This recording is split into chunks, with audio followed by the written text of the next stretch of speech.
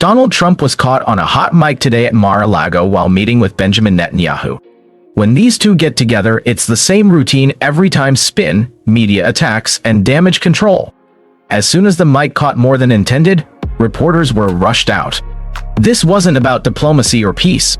It was about managing fallout. Before we get into what Trump actually said, it's important to understand the larger reality. Both governments are operating with near total indifference to the consequences of their actions.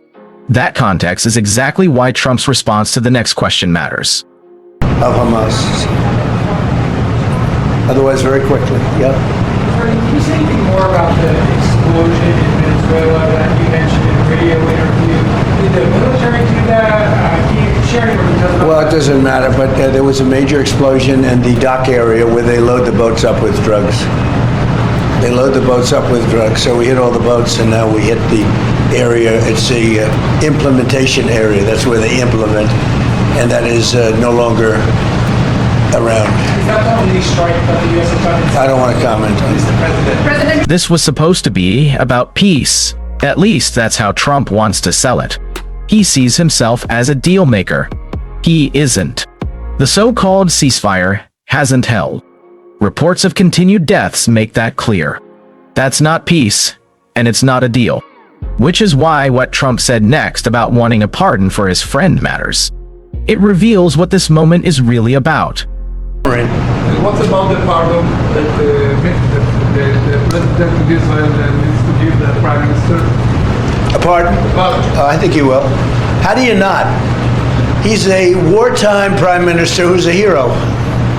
How do you not give a pardon? You know, I think it's a very hard thing not to do it. I spoke to the president, and it's on. I mean, he tells me it's on its way. Mr. President, Can't do better than that, right?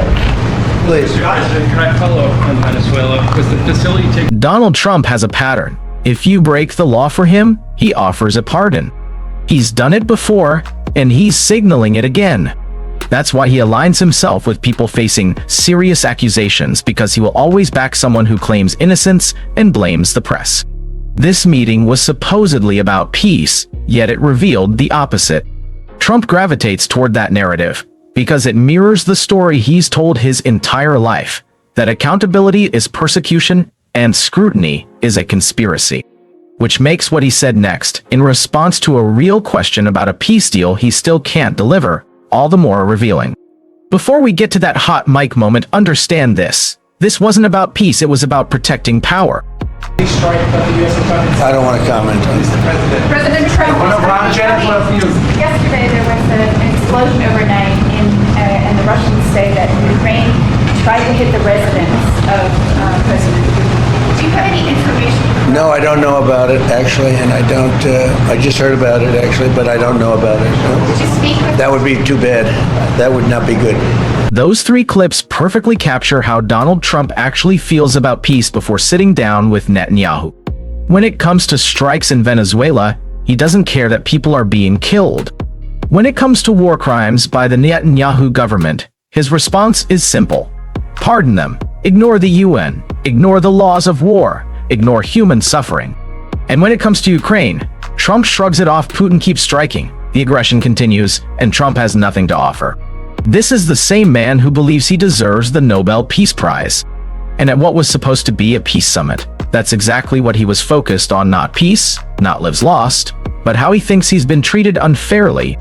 That mindset is what was exposed in that hot mic moment. But to both of them, I said, we're going to cut you off. No more trade. Then I put 200% tariffs on. The next day they called. We looked at 35 years of fighting, and they stopped. Do I get credit for it? No. They gave me. I did 8 of them. India. How about India and Pakistan?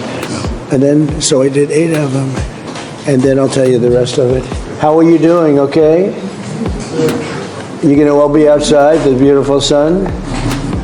Good. Enjoy your lunch.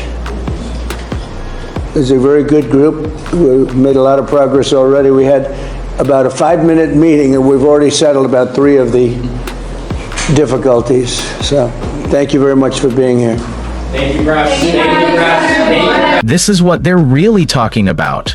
Donald Trump's personal grievances. And Netanyahu is happy to feed them, telling Trump he's been treated unfairly and that the system is rigged. They share the same narrative: accountability as persecution, consequences as conspiracy. That's why Trump is drawn to him. Trump once turned on Netanyahu for acknowledging Biden's election. Netanyahu got back into Trump's good graces by leaning fully into grievance and defiance, the traits Trump admires most. That's also why the media was pushed out before the hot mic moment. This is the part they didn't want anyone to hear. They can't get enough. Well, they can't. Don't just think so. They kicked the media out, and that alone tells you everything. What followed wasn't about transparency, it was about control. Trump and his team have this strange obsession with bragging about media coverage, as if reporters doing their jobs proved something. It doesn't. It's pure insecurity. They attack the press while simultaneously craving its attention.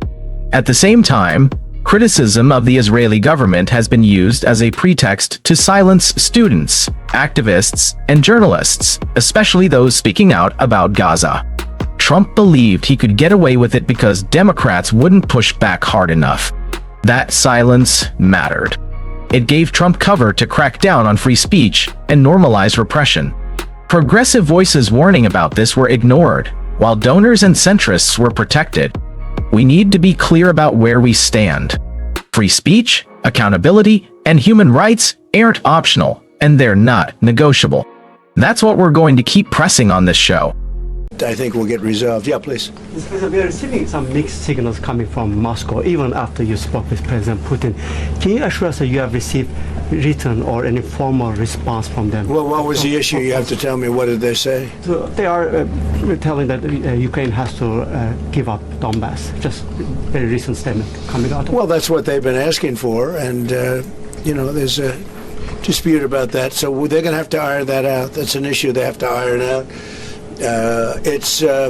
But I think it's moving in the right direction. If they reject or delay the solution or peace agreement that you try to achieve, If something doesn't happen, you mean if something doesn't happen? Yeah, go ahead. May I ask? No, go ahead. You were going to finish your would question. there be any step that the United States be prepared? Well, we'll see. Look, we'll see. But I don't want to talk about that because I think we're getting pretty close. Yes, please. May I ask the President of Ukraine Please. about territorial question? Mr. President, what is your take on Donbas status? Are you prepared to see it as a free economic or demilitarized zone? No, we spoke about 20 points plan, and I'm happy that really our team's very close to results. And I agree with President Trump that our teams worked not one day and not one week, more than 1 month, beginning from Geneva, then 2 meetings in Miami, then we had Berlin, and now we have Mar-a-Lago. So this is a very difficult question. You know our position, so it's we have to respect our law and our people, and we respect the territory which we control.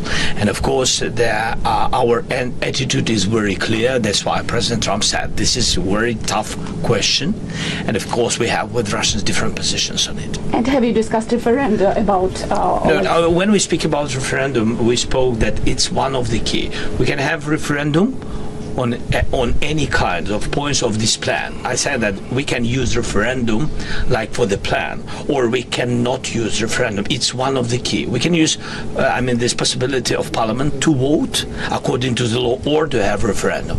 It doesn't matter. This referendum, if the plan will be very difficult for our society, very difficult, of course our society has to choose and has to vote, because it's their land, the land not of one person, it's the land of our nation for a lot of generations. They'll probably have to get their plan approved by Parliament or by referendum of the people. You would think that they want, I know they had a poll that it's 91% in favor of ending this war, so they want to end it. Like everybody wants. Russia wants it ended, everybody wants it ended, and we want it ended. I want it ended because I don't want to see so many people dying. We're losing massive numbers of people, the biggest by far since World War II. So we want to see it ended, absolutely. President Trump, you said at the top that you plan to